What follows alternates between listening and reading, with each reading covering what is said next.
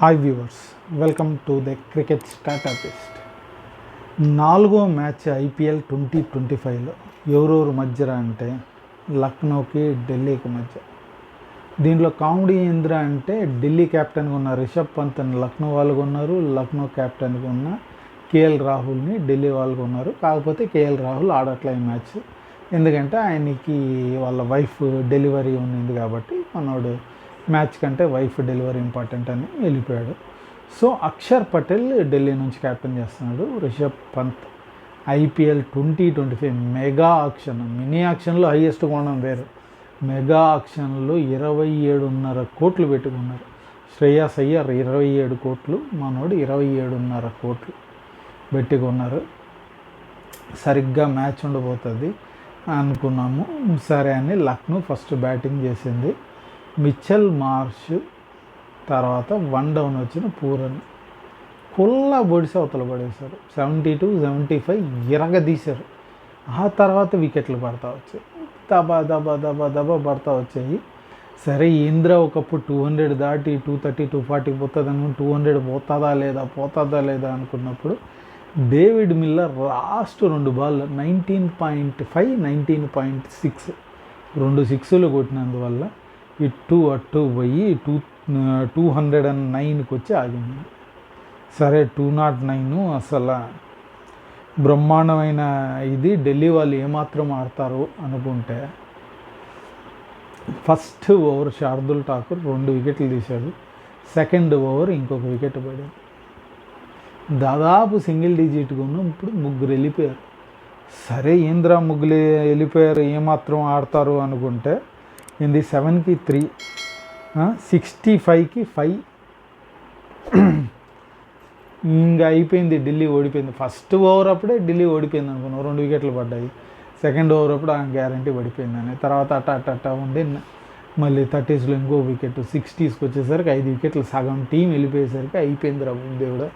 ఇంకేం పెద్ద ఇది ఢిల్లీ గెలిచేది లేదు, ఎక్కడ దాకా పోతుందేమో అని చూస్తాను.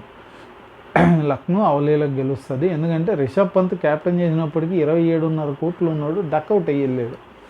సరే కీపింగ్ దగ్గర బాగా చేస్తాడా, క్యాప్టెన్సీ బాగా చేస్తాడా చూద్దామంటే మనోళ్ళు స్టార్టింగ్ ఫస్ట్ హాఫ్ అయితే కుమ్మి అవతల పడేశాడు. అసలు Lucknow sure shot win. Delhi ఇంక ఎన్ని రన్స్తో ఓడిపోద్ది, రన్ రేట్ తేడా వస్తుందా అని చూస్తున్నప్పుడు కొత్త పిల్లలయ్యా వాళ్ళు. విప్ రాజ్ 15 బాల్లో 39 అసలు స్టార్ట్ పెట్టాడు, బాల్లే కొట్టాడు. వాడు ముందు వచ్చిన 39 వెళ్ళిపోయాడు. కానీ ముందున్నాడు అశుతోష్ శర్మ ఇంతకుముందు పంజాబ్కి ఆడాడు అనమాట, ఏమంటారు ఇంపాక్ట్ సబ్. ఈ మ్యాచ్లో కూడా ఇంపాక్ట్ సబ్గా వచ్చాడు అశుతోష్ శర్మ. లోపలికి ఎంట్రీ ఇచ్చాడు. 24 బాల్ 24 రన్లు, 100 స్ట్రైక్ రేట్తో ఆడుతూ ఉన్నాడు.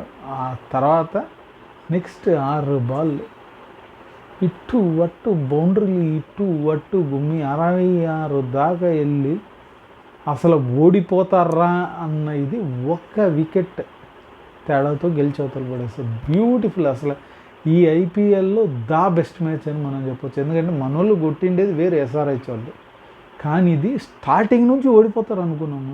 డీసీ ఓడిపోయారా, ఎన్ని రన్నులతో ఓడిపోతారో చూద్దాంలే అని. ఇది మనకి పెద్ద ఫీలింగ్ ఉండదు కదా, మనం దేనికి సపోర్ట్ చేయట్లే. మ్యాచ్గా చూస్తున్నప్పుడు ఎన్ని రన్నులతో ఓడిపోతారో చూద్దాం అనుకున్నప్పుడు కొద్ది లాస్ట్లో కూడా లాస్ట్ ఓవర్ కూడా మనోడికి ఒక పంత్కి స్టెంప్ ఛాన్స్ వస్తే అది గోకుండా అప్పీల్ చేశాడు. ఆ స్టెంప్ చేసి ఉంటే మ్యాచ్ అయిపోయింది, అది గెలిచేసేటోళ్ళు. అప్పీల్ చేశాడు, అప్పీల్ మనోడికి విరుద్ధంగా పోయింది. నెక్స్ట్ బాల్ 6 కొట్టి పాడుతున్నారు, అయిపోయింది, గెలిచేశారు. Beautiful match. దీంట్లో మనం చూడాల్సిందే ఏంద్రా అంటే మన పంత్ ఇది ఫస్ట్ ఓవర్ శార్దుల్ ఠాకూర్ వేసాడు, 2 వికెట్లు తీశాడు. సెకండ్ ఓవర్ కొట్టారు అంతే, 2 ఓవర్లో ఇచ్చాడు. తర్వాత మిగతా 2 ఓవర్లు అసలు శార్దుల్కి ఎందుకు ఇవ్వలేదో అర్థం కాలేదు. 200 అనిన తర్వాత కొడతారు, దాని తర్వాత అన్న ఇచ్చుని ఉండాలి కదా. లేదు, Shardul Thakur 2 overs 19 runs 2 wickets 9.5. వాడి కింద సిద్ధార్థ్ వాడు 9.8 4 overs 39 2. ఏమో మనోడికి ఇచ్చుని ఉంటే మనోడు ఏమన్నా శార్దుల్ కొద్దిగా మంచిగా వేసుకుని ఉంటాడేమో.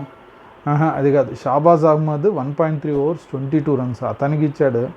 ప్రిన్స్ అంట 11.8 4 overs 47. స్పిన్నర్ని కొట్టారు బిష్నాయ్ 53 13.2లో వచ్చింది అనుకో. రథీ అంట 4 overs 31 7.8 వీడు బాగా వేసాడు. కానీ ప్రిన్స్ యాదవ్కి ఇచ్చి 13 point ఇచ్చా, కానీ శార్దుల్కి ఒక ఓవర్ అన్న ఇచ్చుని ఉండొచ్చు, ట్రై చేస్తూనే ఉండొచ్చు. మేబీ ఆ దీంట్లో మిగతా వాళ్ళు క్యాప్టెన్సీ ఉంటే ఇంకొక ఓవర్ వేయించేసి ఉంటుంది, 3వ ఓవర్ పోతే పోయిందని. లేదా మధ్యలో వీళ్ళు 5th wicket పడిన తర్వాత మళ్ళీ అన్న వేయించుని ఉంటారు, కొద్దిగా కంటైన్ చేసి ఇది చేయాల మంచి బౌలర్ అని. మనోడు శార్దుల్కే ఇవ్వలేదు, మిగతా వాళ్ళు పిల్లబాచా బౌలర్లకు అంతా ఇచ్చాడు. సో నిజంగా చెప్పాలి అంటే క్యాప్టెన్సీ కొద్దిగా తక్కువ అయిందని మనం చెప్పుకోవాలి. కానీ అయిపోగానే యాజ్ యూజువల్ టాక్సిక్ ఇది హెడ్ పంత్ వెళ్ళాడు. పంత్ని లక్నో వాడు నిన్ను ఇందకురా కొన్నాను అన్నాడు, ఏమన్నాడు మనకైతే వినిపిది కదా, పచ్చి బూతులు తిట్టినట్టున్నాడు. వాళ్ళిద్దరి మధ్య మంచి కన్ఫ్రంటేషన్ అయితే జరిగింది. సో నెక్స్ట్ ఏమవుతుందో మనం చూడాలి లక్నోకి, ఎందుకంటే నెక్స్ట్ మ్యాచ్ మనతోనే. ఆ కన్ఫ్రంటేషన్ అప్పుడు కేఎల్ రాహుల్కి జరిగిండే దేవుడితో మనతో జరిగినప్పుడు 10 ఓవర్లో మనం హైదరాబాద్లో తుక్కు కొట్టి వెళ్ళిపోయిన తర్వాత ఆ గొడవ జరిగింది. ఈయనకి ఇక్కడ పంత్కి ఫస్ట్ మ్యాచ్లో జరిగింది. ఒక పక్క డక్అవుట్ అయ్యాడు, క్యాప్టెన్సీ ఫస్ట్ హాఫ్ బాగా చేసిన, సెకండ్ హాఫ్ చేయలేదు, గెలిచే దగ్గర స్టంప్ చేయలేదు. ఎందుకు అంత పెట్టుకున్నారో తెలియదు, కానీ ఎస్ఎక్కు అయితే జరిగింది. ఐపీఎల్ మంచి రసవత్రంగా పోతూ ఉంది.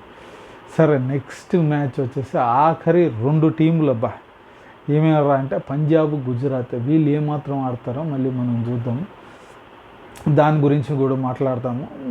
దీని గురించి మ్యాచెస్ ఐపీఎల్ గురించి మీరు చూడాలా తెలుసుకోవాలంటే మటుకు మీరు ఈ channel the cricket strategist channel కింద సబ్స్క్రైబ్ బటన్ ఉంది, సబ్స్క్రైబ్ చేయండి. అలాగే పక్కనున్న బెల్ ఐకాన్ కూడా క్లిక్ చేశారంటే మా వీడియోస్ మీకు ఆన్ టైంలో వచ్చి చేరుతాయి. ఇంకో వీడియోలో కలుద్దాం. Bye and thank you.